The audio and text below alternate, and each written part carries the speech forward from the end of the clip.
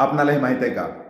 स्वातंत्र्यपूर्व कालखंडामध्ये पाकिस्तान कराचीमध्ये महाराष्ट्र मित्रमंडळ नावाची एक संस्था कार्यरत होती. त्यानुसार चाळीसगावचे माझे मित्र बुंदेलखंडी यांनी आज श्री समर्थ वाग्देवता मंदिर धुळे, ज्याची स्थापना 1935 साली नानासाहेब देव आणि त्यांच्या मित्रमंडळांनी केली, या असणाऱ्या संस्थेला यांचे जे आजोबा होते नारायणराव बुंदेलखंडी यांनी 500 रुपयाची देणगी दिली. अशा प्रकारची यादी पाठवली. तर ही यादी पाहत असताना त्या यादीमध्ये मला 101 रुपयाची देणगी महाराष्ट्र मित्रमंडळ कराची यांच्या नावानं आढळून आली. आज आपण धुळ्याला गेलो, श्री समर्थ वाग्देवता मंदिर धुळे, तर याच्या समोर जी यादी लावली आहे तर त्याच्यामध्ये हे दिसतं आपल्याला महाराष्ट्र मित्रमंडळ कराची.